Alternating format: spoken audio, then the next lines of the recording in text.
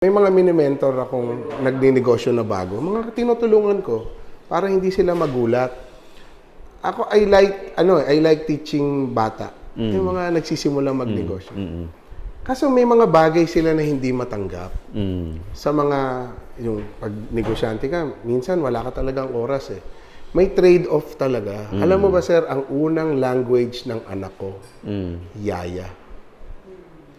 So, umiiyak yung misis ko.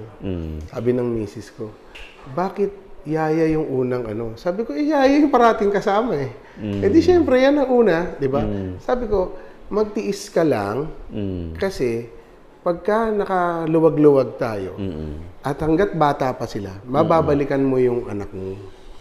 Di ba? At pag nangailangan ng pera yan, maaalala ka? Sir, tama ba ako? Di ba? Oo. Di ba? Yung mga bata, mahirap yung humingi ng pera, wala kang may bigay. Oo. Sabi ko, pag dumating ang panahon, sabi ko sa misis ko, at nangailangan yan, pupunta sa yan. At may ibibigay ka. Hindi ba? Pero titiisin mo talaga yung iyak ng anak mo. Example, papunta kaming Iloilo ngayon. Sabi ng anak kong bata, ma, ba't aalis ka pa? Huwag ka na sumama kay daddy. Si daddy na lang magtrabaho.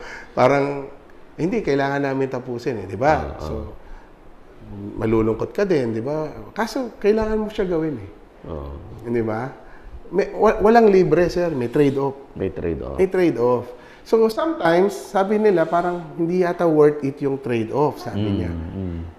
Yung trade-off, bahala ka na kung hanggang saan yung kaya mong i-tolerate, di ba? So, ako talaga, nung mga bata sila, bukas 24 oras ako. So, papasok ako ng office, bibili ako ng 9 p.m. sa Balintawak, magluluto ako ng mga 5, papasok ako ng 8. Ganyan yung buhay ko nung nagsisimula. So, hindi ako nakakagimik, yung ibang abogado. Alika, gigimik tayo sa BGC, mga ganyan. Hindi ako nakakagimik nung araw. Trade-off yun. Ngayon na pwede na akong gumimik, mataas naman ng sugar ko. So, kaya, hindi naman ako makainom. Life is unfair. Trade-off talaga, sir eh. Di ba? Nung kumbaga dati, pwede akong uminom, kaya nung katawan ko, pero kailangan ko mag-work. Ngayon naman, may pambili na tayo ng pang-inom, hindi naman kaya nung katawan ko. Oo, kasi sumataas ang sugar ko. Okay na. Ganun lang talaga, sir, may kapalit eh. Di ba? So, wag mong expect na walang kapalit yung ginagawa mo. Meron talaga time, relationship. Pero sulit. Sa akin, sulit eh. Sulit na sulit. Ang question kasi, sir, sa mga nagninegosyo, hanggang saan ka ba kayang tumaya? Yan. So, si Doc, nagpunta pa nag-aaral din siya sa Singapore, di ba? So, marami rin siyang tiniis, malayo rin sa mga ganyan eh. Titiisin mo talaga.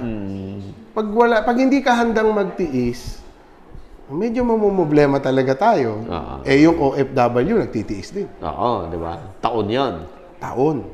Di ba? Yung ibang OFW umalis, 2 anak, pag-uwi 5. Di ba? Hindi mo di ba? Kawawa rin eh. Di ba? So may trade-off. Di ba? Nothing is free. Di ba? Yun ang parati ko sinasabi. Ano ba ang, before you start a business, o before you start an endeavor, ano ba ang kaya mong itaya?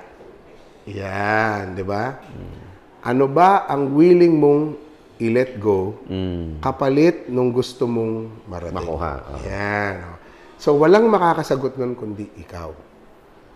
Ngayon, pag hindi mo siya nasagot, huwag ka munang magnegosyo.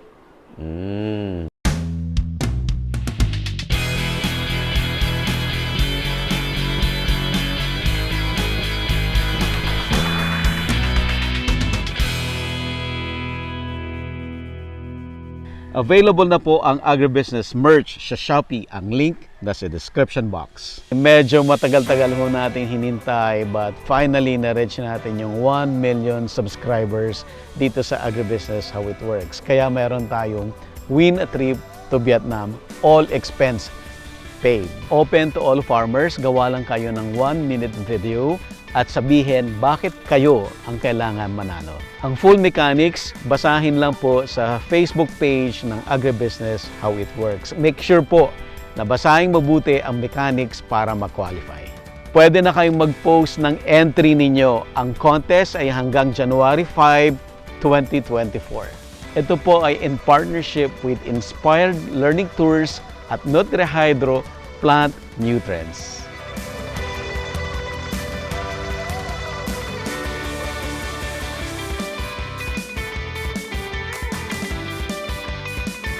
Otherwise, mabilis kang masway. Okay. Di ba? So, may nagsabi sa'yo, ay, hindi ka kikita. Ikaw naman. Oo nga, hindi ako kikita. So, magugulo ka. Di ba? Parang lechong manok. May season ng lechong manok. May nawalang lechong manok. Nag-season yung lechong manok. Pero yung natira, sila yung desidido ako, basta lechong manok ako. Kung anong gusto nyo, basta lechong manok ako. Ganyan. Ganyan din ako. Kahit anong mangyari, basta kasaba ako. Nag-downturn yung kakanin, nauso yung mga donut, basta kasaba ako. O, ngayon, yung maganda ngayon kasi, nauuso na yung local food. Because sa mga vlogger, di ba? So, malaking tulong din yung mga food vlogger na naiintindihan mo. So, gumaganda yung ating awareness. So, basta kami, proud kasaba boy. Yan sabi mo nga, di ba? Kasaba boy. Attorney Kaloy, madami akong audience na OFW. Oo. Iyon naman kasi yung vision namin. Yeah. Na uuwi sila kasi may opportunity dito sa Pilipinas. Yun naman ang paniniwala ko. Ngayon, maraming ganon. Gustong-gusto na. No? Gustong-gusto na umuwi. Pero ano ba yung tamang signal for them na this is the right time to start a business? And anong klaseng business ang umpisa niya? Yan. Yung right time, wala nun. Wala yon. Wala talaga. Hindi mo masasabi yung right time. Okay. Dahil talagang minsan, kailangan mo tumalon. Okay. Minsan yan. Pero dapat calculated. So example, ikaw ay OFW. Ano ba ang talent mo?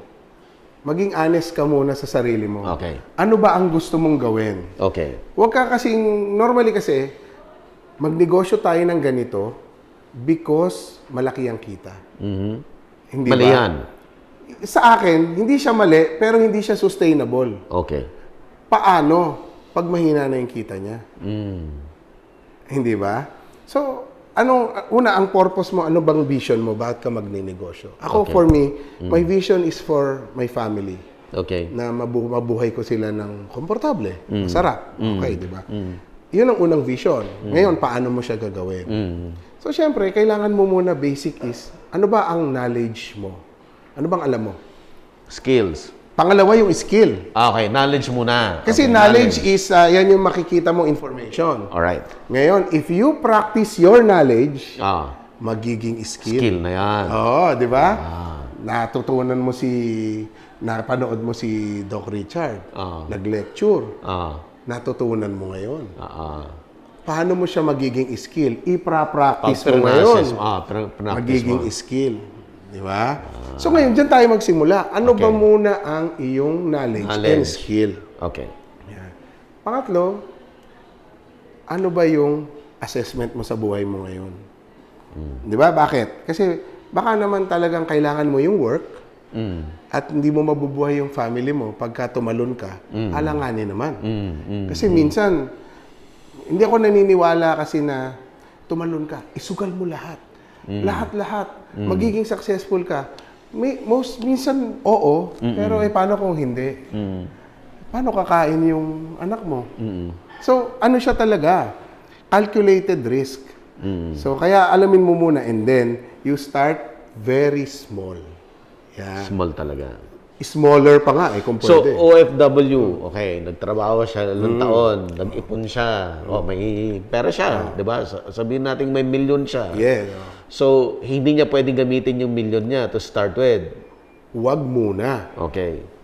Dahil nag-OFW ka, meron kang skill set na na-develop. Doon. Doon. Example, nagluto ka sa barko. Di ba? nag-chef ka sa barko Ah. for 10 years. Ah. Ang galing ng kamay mo, alam mo na yan. Ah. Iko-convert mo na lang siya sa business. Okay. So, example, nagluto ka ngayon ng masarap na pares or ganyan sa maliit na tindahan mo sa bahay or online. Ah. Check natin kung may bibili. Muna. Di ba? Okay. So, inalok mo. Facebook, meron akong masarap na pares, ganito, ganyan. So, tignan mo. Uy, walang bumibili. Madali ka maka-adjust. Maliit ka pa eh. Ano kaya ang masarap? So, gusto nila mga baked chicken pala. Uy, yung baked chicken, mabili. Di ba? Or baka yung linuluto niya masyado namang high-end. Yes, baka masyadong high-end. Kasi ang dami mong aalamin pag nag-start ka mag-business. Number one, ano ba ang market mo?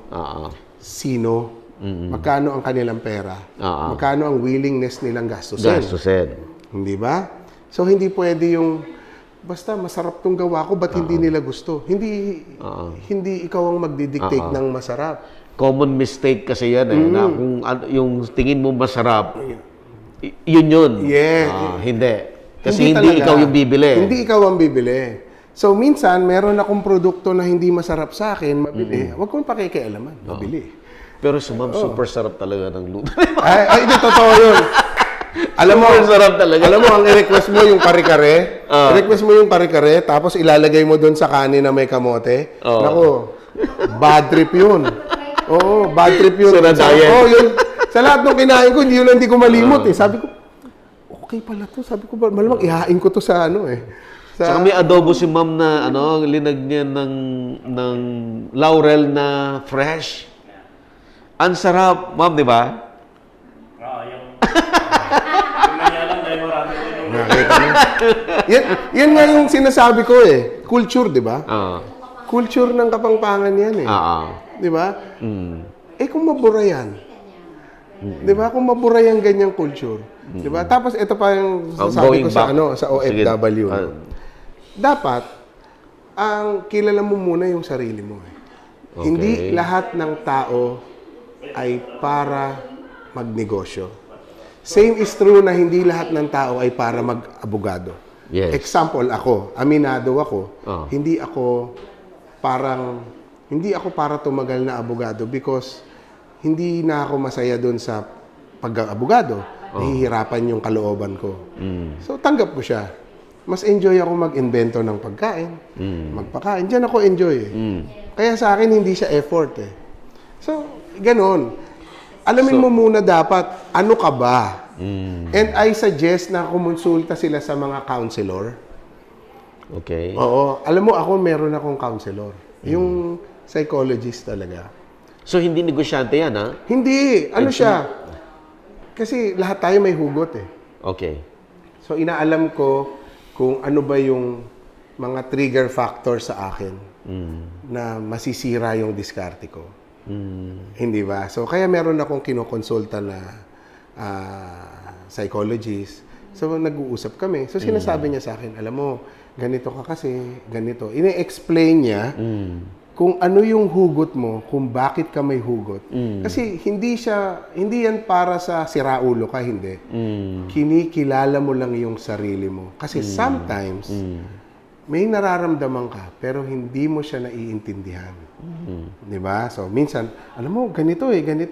So, pakikwentuhin niya ako.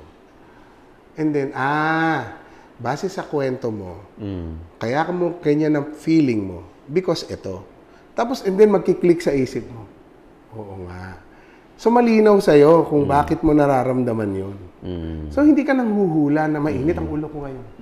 Basta pag nakikita ko yung mukha na yan, naiinis ako. Di ba? Kasi hindi mo alam yung trigger eh. Yung pala, kamukha nung ex mo. Na iniwan ka. Yung mga ganyan. Pero hindi mo alam, nagtitrigger. So, kasi di ba minsan, sir, may tao pag nakita mo, nakakainis yun. Ayaw mo, no? Ayaw mo siya. Ayaw ko siya. Bakit? Kasi, ang tanong is, anong hugot mo? Bakit wala naman ginagawa sa iyo yung tao, pero ang bigat ng loob mo? Oo. Yan. So, di ba?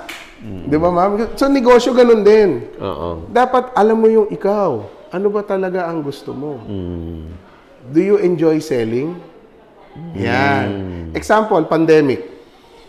Alam mo ba na maraming yumaman ng pandemic? Maraming na-open ng isip sa business. Kasi when they tried selling, nag-enjoy. Kaya pala nilang Parang, magbenta. ang saya ng feeling. Tapos luto ka ulit. Tapos may bumili. Ang saya ng feeling ko. 'Di ba? And then, ay, paano ko ba ito lalakihan? Paano ko ba ito ikokos? Ganyan eh. Oo. So, madaming na pero marami rin naman na sinabi nila na business is not for me. Okay. It's not wrong. Ito sir, ang parati ko sasabihin sa inyo. Hindi negosyante lang ang masaya. Hindi porke empleyado ka malungkot. Hindi ganun ang hindi ganun ang equation. Sino ba ang madalas nagsusuicide? Owner. Oh, Hindi yung empleyado. sige. Di ba? So, wag mo sabihin sa akin na na siya malaki problema, mali. Hindi 'yun ang factor eh. Kasi may nakikita kang mga tao, simple life. Pero pag kasama mo sila, parang ang saya nilang kasama eh. Wala silang issue. 'Di ba? Anong pagkain mo? Kumain ka diyan. Walang issue eh. Unlike yung minsan may mga kasama ka na mayayaman, gano'n. Ang dami nilang protocol. Yung mga, dapat nakaganito ka. Itumayo ka ng matino. Mga ganyan, di ba? Hindi ba? Pati yung Yes. So, position nito. yes, dapat bakit kumain ka? Magkahiwalay pa yung kutsara mo. Dapat magkadikit yan, di ba? Mga ganyan. So yung happiness and yung joy mo sa buhay, wala yan sa negosyante ka o ano. Kaya ako ayoko parating pinag-uusapan na yung mayaman mahirap. Wala nun eh. Okay. Kasi yung mayaman nasa iyo. Oh. Kung feeling mo mayaman ka, edi mayaman ka. Yeah. Totoo yan. Di ba? Kahit meron ka, kung you think Oo. tama ka lang, yun lang, di ba? Wala yan sa yaman, sir, eh. Nasa comfort yan, eh. Masaya ka ba sa buhay mo ngayon? Nakakain mo naman yung gusto mo. Komportable ka naman. Hindi ka naman inaapi. Yung katawang, yung karapatang pantao mo, hindi naman inaapi. Eh, di mayaman ka. Okay, attorney. So, kailan nila, going back sa usapan natin, kailan nila malalaman na pang-business nga siya talaga o hindi? Subukan nila magtinda. Tinda muna. Subukan nila magtinda. You try to sell anything. Ang galing na negosyante yun. Yeah. Ang galing magtinda. Yeah. Yeah. Business is about selling. Kaya sometimes, nalulungkot ako, pagka may nagtitinda, nilulook down mo yung nagtitinda. Yeah. Sometimes nalulungkot ako dyan. Ako nga hanggang ngayon, nabibiktima pa eh. Okay lang siya. So you try selling. Anong naramdaman mo nung nakabenta ka? Yan. Pag nalungkot ka, naawa ka sa sarili mo na nagtitinda ka, ibig sabihin hindi ka negosyante. Hindi ka para dyan. Kasi ako, pag nakatinda ako ng something, example yan, nagtitinda rin ako ng mga pabango, meron akong mga May pabango ko. Yes, oo. Sabi ko nga sa'yo, basta binigay mo sa akin at sinabi mong itinda ko, gagawin ko ng paraan yan. Ititinda mo. Ititinda ko yan. Kasi yung feeling ko, after ko magbenta, at nakangiti ka, ang pinakamasaya, nagre-order. Di ba? Di parang, yung kumpiyansa ko gumaganda. May nagre-order. May nakagusto ng produkto mo. So sa feeling mo, you are accepted. Hindi ba? Ngayon, nagtinda ka. Tapos nagdadabog ka. Bakit ko ba ginagawa to? May pera naman ako eh. It's not about the money. It's the feeling. Okay. Di ba? Lalo na ang starting business person, dapat it's not just about the money. Money is a byproduct. Ayan. Money is a byproduct. So, pagka ikaw feeling mo, ang ganda, tubig ko. Nakopya ko to eh. Ang ganda ng kulay. Nakapagbenta akong tubig. Ayoko yung tubig mo. Sabi nung isa. Bakit? Gusto kong tubig blue. Ano naramdaman mo? Nung nireject ka? Yan. Ang naramdaman mo ba is ayaw mo na magtinda? O ang naramdaman mo ay gagawin ko tong kulay blue? Yan. Diyan mag-start ka na. Pag sinabi mo, hindi mo tinanggap gusto mo blue gagawin ko tong blue. Sabi nila, actual selling starts during the rejection. Yes. Sanay na sanay ako dyan. Medyo deadma ako dyan yung re-rejectin mo. Alam mo, ito, ilang beses ko ito naranasan. Kasaba lang tinda mo. Paano kung makabayad ng renta? Hindi mo sinabi, teka, malaking brand ako nakasama. Hindi.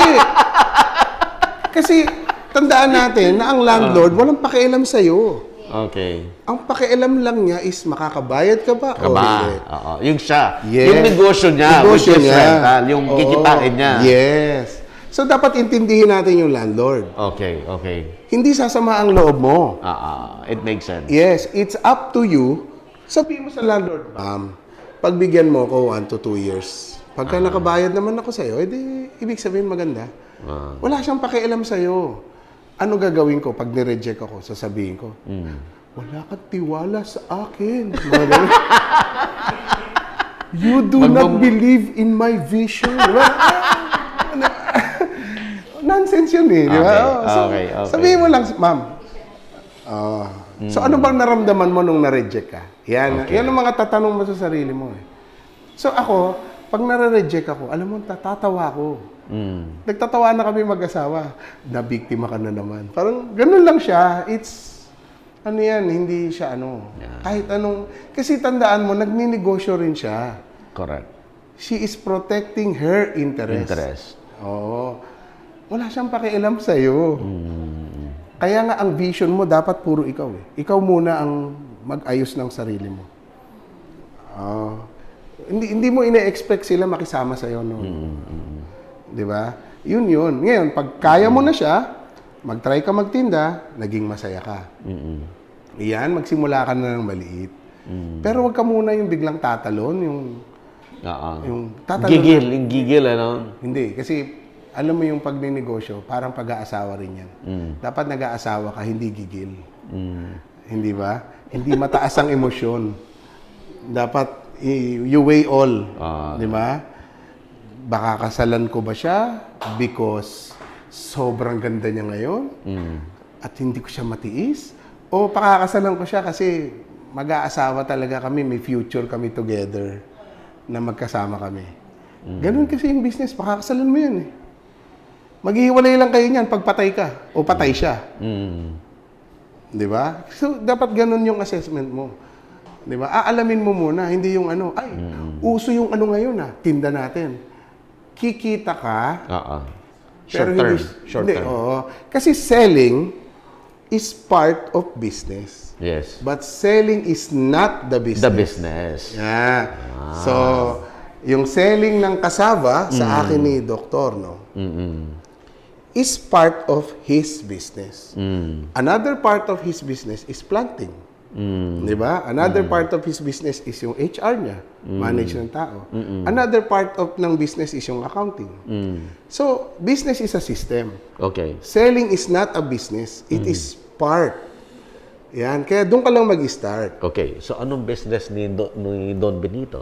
Ang business namin is nagpo-focus kami, is providing good Filipino food. Yan ang aming business. Not just cassava, providing good Filipino food, which na pag sumubo ka... Parang parehas tayo nung nabasa na libro. Hindi. Kasi sir, makikita mo Pagkagat mo, parang ganito yung nung araw Yan. Ulit, ano yung business ng Don Benito, sir? Providing good Filipino food. No, Extra. Hindi selling ng kasaba cake. Yeah. Hindi yon ang negosyo. Ngayon, we provide good Filipino food through selling. Yan. And then, kung matandaan mo kami, and parati ko to sinasabi sa mga tao ko, huwag niyo sisiraan yung kalaban. Why? Nagpapaaral ng anak yung mga niya. Hindi yan. Competition is healthy. Okay. The more competition then, ibig sabihin, may tumatangkilik sa product natin. So, ang taste mo, Don Benito, good. Taste mo, iba, good. Wala namang problema eh. Ang daming tao sa Pilipinas eh. Diba? You don't need to fight. At saka ayoko ng unfair competition. Sasabihin mo, ganito siya, ganito siya. Hindi. We focus on the product and the service. So kung natuwa ka sa product namin na Don Benito, I hope you buy again, repeat order. Natuwa ka sa service namin, you come back. Ganun lang siya. You don't need to, you don't need to tell the competitor. You don't buy from them because ganyan-ganyan. No? Pinagagalitan ko yung tao, may memo yun. Minimemo ko talaga. Kasi ang values ang importante sa amin eh. Kahit sa bahay ko eh. Values ang most important. Ang grade mo, I never cared about grades. Yung mga anak ko, sabi niya, Daddy, pag bumagsak ako, edi umulit ka. Umulit ka hanggang kaya mo. Pero pag sinumbong ako ng teacher mo, at loko-loko ka doon, papaluin kita sa harap ng teacher mo. Kasi that's wrong. So alam nila yun. Kaya yung mga tao ko, yung mga anak ko, Daddy, ang galing ko sa math. Talaga? 76. Sabi ko naman, ang galing mo, may sobrang ang isa. Dapat 75 lang. Dapat 75 ka lang. Lampas ka na, sabi ko. Kasi yung bata, di ba? You will always have a home. Okay. Okay. Not because of your grades. You will always have a home. Sa mga team members ko, sa mga lalo sa core group. Minsan naglulutang sila eh. May problema sa pamilya, may sakit yung tatay. Hindi ko sasabihin na lumayas ka, ganun. Ang tatanong ko muna is, ano ang problema niya?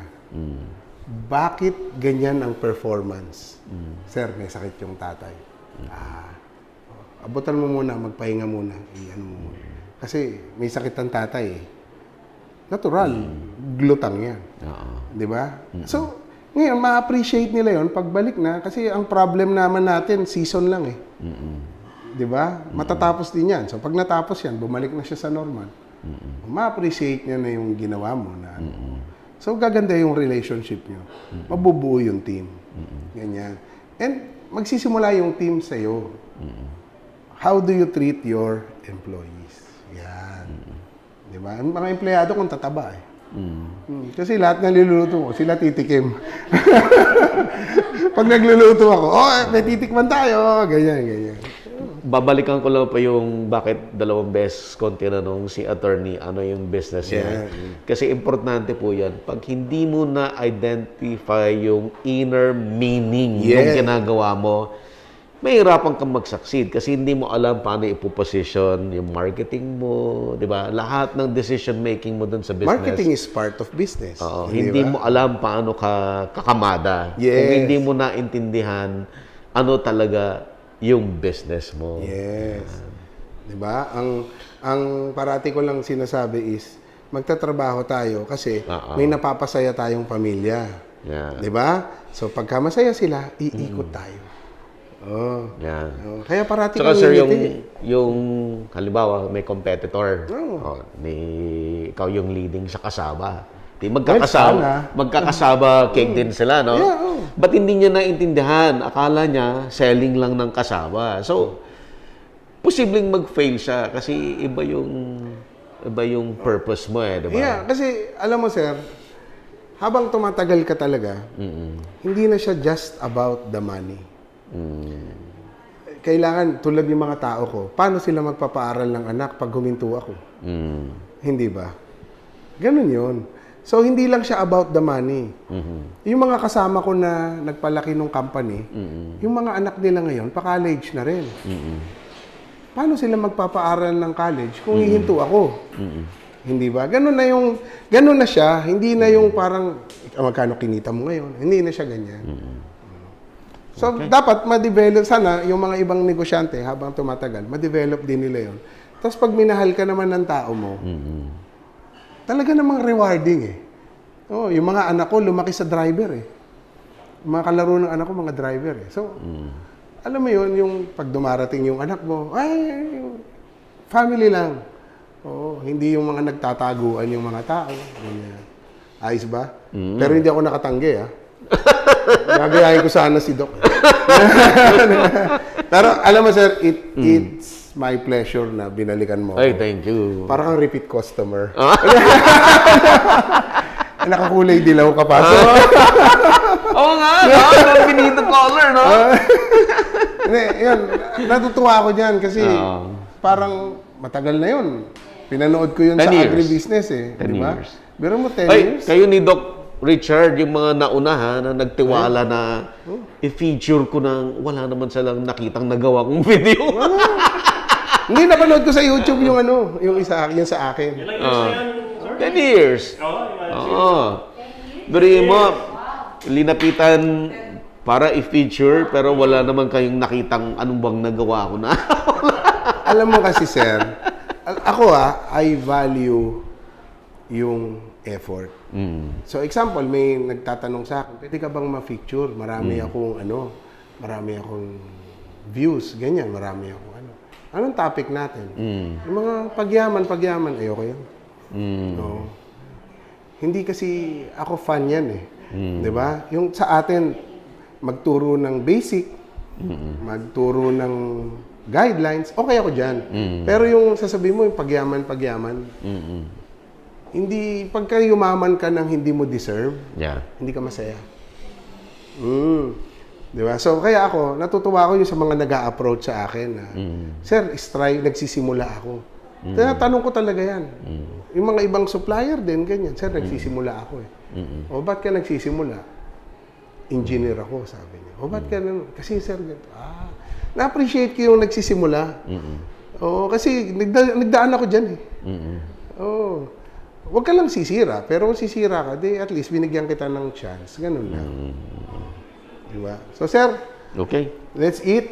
Pinaready ko yan. Lord, maraming salamat sa opportunity and salamat sa friendship and sa pagtutulungan and kayo na mag-guide sa amin. And salamat sa food. All this we ask in His name. Amen. Amen. Let's pray. Let's pray. Kain na tayo. Hindi man to kasing sarap sa bahay nyo. Babawi ako sa resort. Dalawin nyo ako. Kailan ang punta niyo sa resort? Hindi, nandun ako next week eh. Kasi nagpapalinis ako. So, di diretso tayo. Kung gusto mo sir, sabihan mo lang ako. After sa park, pwede tayo. Botolan. Doon na kayo mag-overnight. Dalawin mo ako sir. Masaya yun. Yung, nakita mo na ba? Yung resort, na mo na? Naangguluhan mo na? Naanagan ko lang.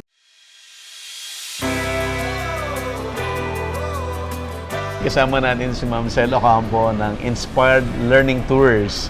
At ngayon, pag-uusapan natin yung ating upcoming tour, Ma'am, Yes sa po. Vietnam. Dalat City, Vietnam sa January 24 to 27. To 27. Opo. But naisip natin na mag-Vietnam tayo this time. Sa Dalat po, makikita yung talagang very advanced greenhouse technology. Napakalayo na po ng Dalat pagdating sa technology na to. Actually, dahil po dito, ang Dalat po ang #1 producer ng vegetables and cut flowers in entire Vietnam. Ganun na po sila ka-advance. So, sa tour po na to, magkakaroon po tayo ng chance na makapunta sa mga farm kung saan ginagamit itong technology na to. Yung mga participants po, maaari nilang makita kung paano ginagawa ito from the concept to the choosing the proper plants, yung proper varieties. Makikita rin po nila yung automation ng irrigation or iba pang aspect ng greenhouse. Nandito rin po yung mga technology na wala pa dito sa Pilipinas. Wala pa. Kaya napakaganda po na kung may mga farmers na gusto mag-invest dito, sana makita na muna nila yung standard ng greenhouse technology. Kasi talagang from the concept hanggang doon sa harvest, yung post-harvest at saka packaging, yun po yung makikita natin sa Vietnam. Wow. Talagang comprehensive po pagdating sa greenhouse technology. Sikat ang coffee ng Vietnam. Opo. Kaya sabi namin, hindi pwedeng walang coffee kasi pupunta tayo sa Vietnam. Sa ngayon po kasi, Vietnam is now the #2 coffee producer Yes, in after the world. Brazil, in the world. Ganun na po sila kasi kalaki pagdating sa coffee production. Makikita nyo hindi lang yung coffee farm, yung farm mismo, makikita nyo rin po kung paano nila in-integrate ng maganda ang agritourism. So, from touring the farm itself, pati yung picking ng beans, perfect po kasi yung time na punta natin. Oh. Pula po ang mga beans na ready for harvest pagpunta natin doon. So, papakita po nila pati yung paano mag-brew. So, yung buong process po, ipapakita nila sa atin hanggang makagawa tayo ng coffee. Okay, Ma'am Sel, paano? mga pwede po ba silang humapol? Kaya pa? Opo, meron pa pong mga ilang slot. Pa-prioritize po natin yung mga tuloy-tuloy po yung registration and sa payment. So, mag-message lang po kayo sa Inspired Learning Tours sa Facebook page namin, or you can call 0917-506-6876 para po matulungan namin kayo sa registration. Ayan. Kasama po natin ngayon si Sir Buddy at ang kanyang team. Nauna yung topic nun, sir, parang yung social media and your farm. No? Yeah. Pero ngayon, level up na, sir. Oo. Mas konting in-depth. Pag-aaralan mo ngayon yung social media mo, paano yung nag-work, ano yung mga strategies, para mo interpret yung data, para magamit mo talaga doon sa decision making, paano mo ipopromote yung iyong farm. Available na po ang agribusiness merch sa Shopee. Ang link nasa description box. Agribusiness, how it works. Instruct, inspire, succeed.